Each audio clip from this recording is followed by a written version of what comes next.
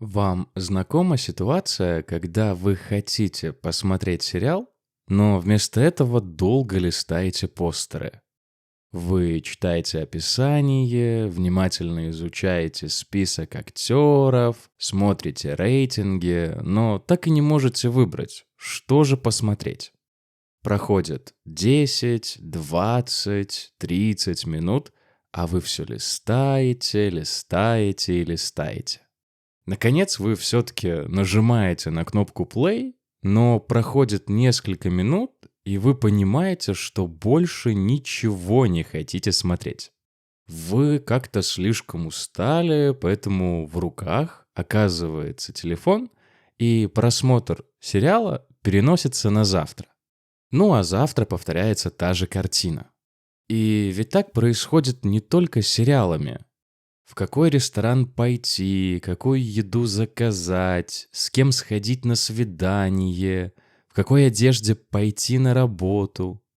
Казалось бы, с возможностью выбора мы станем только счастливее, но происходит ровно наоборот. Внезапно выбор стал нашим главным врагом. И сегодня я хочу обсудить, как и почему это произошло. Вы слушаете Russian Flow, подкаст для тех, кто учит русский язык. Всем привет, друзья! Вы слушаете очередной выпуск подкаста The Russian Flow, и сегодня мы поговорим о парадоксе выбора. Почему нам так сложно выбирать и как сделать этот процесс менее трудным? Эта тема, как мне кажется, касается почти каждого из нас, поэтому обещаю, будет интересно. Как всегда, напомню про подписку и комментарии. Если у вас есть пару минуток, то обязательно потренируйте свой русский на практике, а именно у меня в комментариях. И вам хорошо, ну и мне приятно. Ну все, давайте начинать.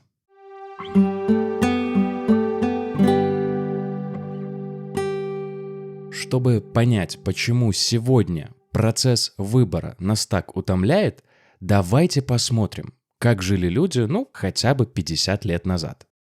В западных странах, насколько мне известно, даже в те времена особых проблем с выбором не было. Люди покупали то, что они хотели, в зависимости от статуса, и зарплаты, конечно. Но все равно это происходило в пределах разумного. То есть выбор, конечно, был, но был ограниченным, не таким большим, как сейчас. А вот в Советском Союзе, например, было все куда, скажем так, скромнее. Люди не могли купить то, что хотели, а покупали только то, что было. Выбора, что купить, у них почти не было. В магазине, грубо говоря, было два сорта, два вида колбасы, и поэтому выбирать особо тогда не приходилось. И ведь так было не только с продуктами питания, но и с одеждой, мебелью, автомобилями и остальным. Ведь что такое выбор? Выбор, по сути, это когда ты выбираешь между одной вещью и другой. А когда ты ничего не выбираешь, когда уже все выбрано за тебя, то и выбора как такового нет. С одной стороны, да, конечно, плохо, когда у тебя нет выбора. Плохо, когда за тебя решают, что ты должен есть, что читать, что смотреть, что покупать, с кем строить семью, а с кем не строить. С другой стороны, при отсутствии выбора ты не тратишь силы на принятие решений, и вся ответственность за выбор с тебя тоже снимается. Вот смотрите, вы захотели купить в магазине, скажем, наушники, чтобы заниматься в них спортом. Раньше, когда производилось всего несколько видов наушников в мире, выбрать нужную модель было гораздо проще. Вы сравнивали несколько пар и выбирали то, что нравилось больше. Сейчас же в мире производят несколько сотен, если не тысяч, видов наушников. И чтобы купить те, которые тебе больше всего подойдут, нужно потратить очень много времени. Прочитать все отзывы, сравнить цены, проверить, как они работают и все остальное. То есть процесс покупки наушников растягивается, он становится дольше. Но это еще полбеды. После того, как ты эти наушники купил, у тебя появляются сомнения. А те ли наушники ты выбрал? Может быть, стоило купить другие? Они и дешевле, и звучат лучше. И вот этот период после покупки, период сомнений и сожалений, делает нас еще более несчастными. Знаете, когда готовился к записи этого эпизода, я планировал сделать эпизод легким, простым и развлекательным, что ли. Но сейчас понимаю, что даже эта аналогия с наушниками не такая простая, как кажется на первый взгляд. Ладно, давайте все-таки сегодня поговорим больше про психологию выбора и как этот выбор влияет на нашу обычную жизнь. А для этого позвольте рассказать про один очень интересный эксперимент.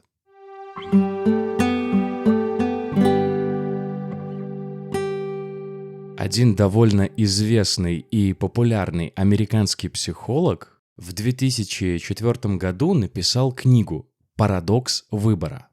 Этого психолога зовут Барри Шварц, и на момент записи эпизода ему 79 лет. И выглядит он для своих лет просто великолепно, поэтому так держать, мистер Шварц. Но в своей книге Барри Шварц доказал ту вещь, о которой я говорил в первой части. Слишком много вариантов делает нас несчастнее, в отличие от ситуаций, когда их немного. В чем заключалась суть и смысл эксперимента? Его организаторы подготовили в магазине продукцию с джемом. По-русски мы скорее скажем варенье, но ладно, пусть будет джем. И вот они поставили на полку всего 6 видов джема и стали ждать. Люди приходили, смотрели, выбирали, ну и, конечно, кое-что покупали. А затем на полку поставили еще 18 видов джема, и их стало уже 24. Люди стали покупать больше джема? А вот и нет. К полкам подходило все больше и больше людей, но они не покупали джем. Они просто рассматривали, сравнивали, изучали, но не покупали. И в конце эксперимента наши психологи пришли к такому выводу. Большой выбор привлекает внимание. То есть, чем больше выбор, тем больше людей заинтересуется товаром. Но при малом выборе, когда выбирать почти не из чего, люди с большей вероятностью сделают покупку. И знаете что? Люди, кто делал покупку, выбирая из 24 видов джема, были менее довольны, чем те люди, кто выбирал из 6. То есть большой выбор приводит не только к тому, что люди покупают реже, но еще после этой покупки они чувствуют себя хуже. Почему? Ну, потому что когда вариантов мало, ты выбираешь, покупаешь и успокаиваешься. Ты сделал все, что мог. Все хорошо, ты взял то, что хотел. А когда вариантов много, ты все время думаешь. А может, я упустил что-то лучшее? А может, тот джем был вкуснее, чем тот, который я взял? Мы просто боимся, что среди сотен альтернатив есть лучшее, а мы ее не выбрали. И эта мысль портит нам настроение и делает нашу жизнь просто хуже.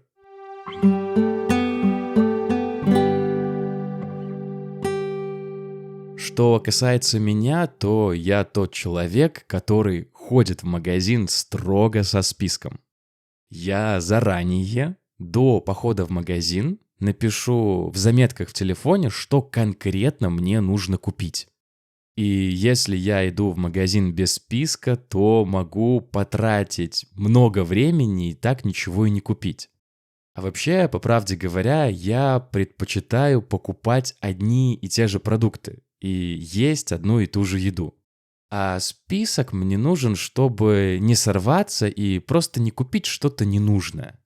У всех же бывает, что идешь в магазин за одним, а приходишь домой и понимаешь, что купил все, кроме той вещи, которую собирался купить. Вот чтобы такого не происходило со мной, я и пишу список. С одеждой у меня происходит примерно то же самое. Допустим, я нахожу вещь, которая мне понравилась, откладываю ее, но не покупаю сразу. И если через месяц мне все еще нравится эта вещь, то я ее покупаю. С некоторыми покупками я и вовсе могу ждать полгода, особенно если это что-то важное и дорогое. Но, знаете, лучше так, чем купить что-то сразу и через пару дней об этом пожалеть. А с фильмами и сериалами у меня примерно следующая стратегия. В выходной день, когда у меня есть время, я просто открываю сайты с отзывами и их читаю. То, что мне понравится по описанию, я добавляю в отдельный список, поэтому, когда я хочу что-то включить и посмотреть, у меня уже есть готовое решение. Иногда, правда, этот список становится слишком большим, и проблема выбора вновь появляется, хотя я стараюсь все-таки больше 10 фильмов или сериалов не сохранять.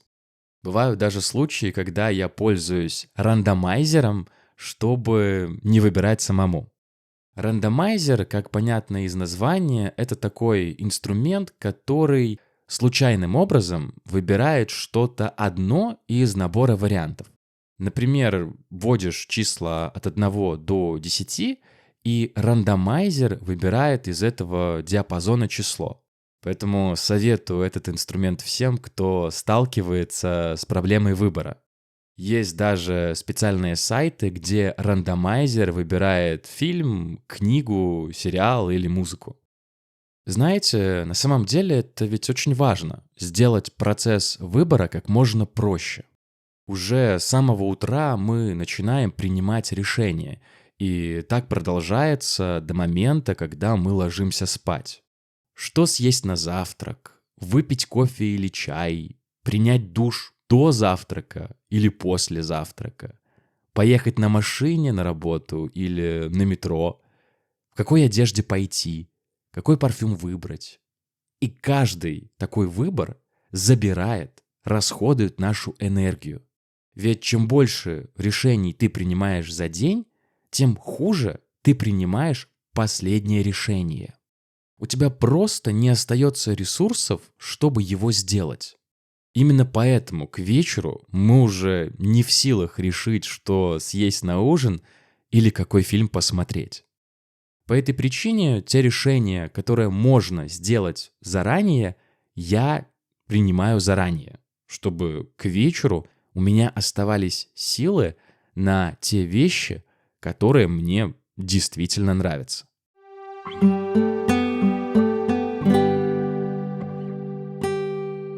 И в конце я хочу немножко рассказать о своих привычках, дать, может быть, несколько советов, которые помогают мне с выбором.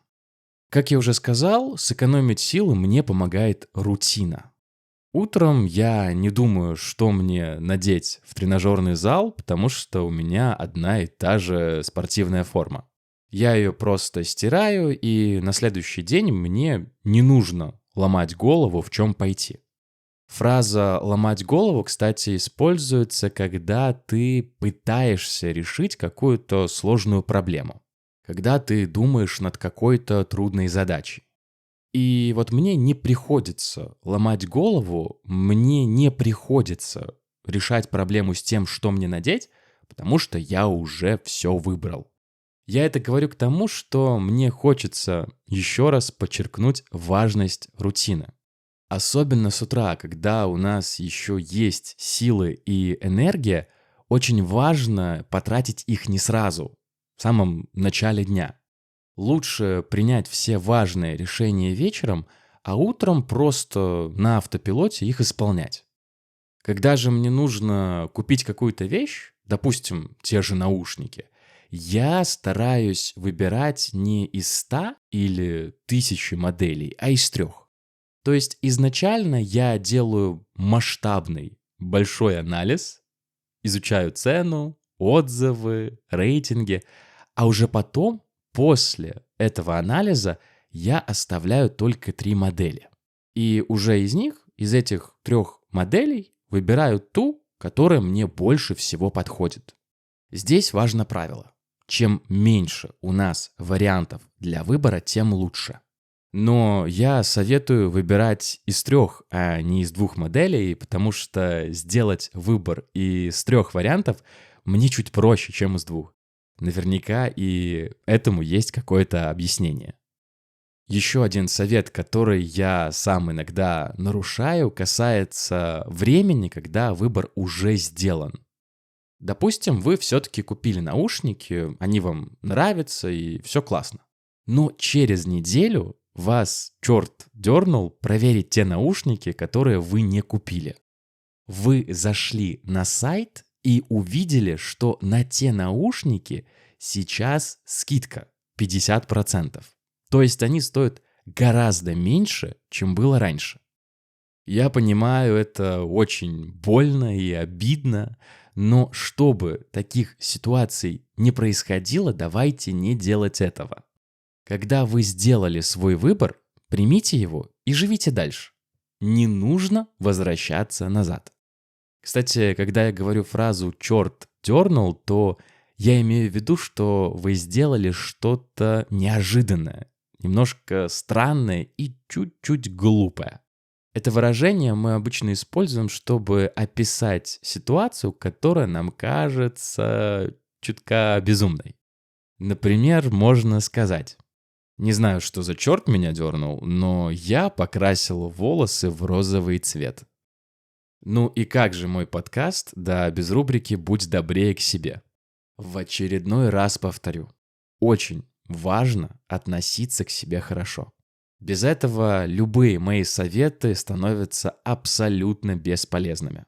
Поэтому, если вы вдруг по какой-то причине действительно ошиблись в своем выборе, выбрали не того партнера, купили не ту квартиру или заказали невкусный кофе, ну и что? Вы же не экстрасенс, чтобы предвидеть все заранее. Вы не волшебник. Зато теперь вы точно знаете, чего следует избегать, чего вы точно не хотите, что вам точно не подходит или не нравится. С партнером можно расстаться, квартиру перепродать. А с кофе? Ну, с кофе, конечно, сложнее. Шутка. Будьте терпимее и добрее к себе. Ведь выбор – это всегда риск.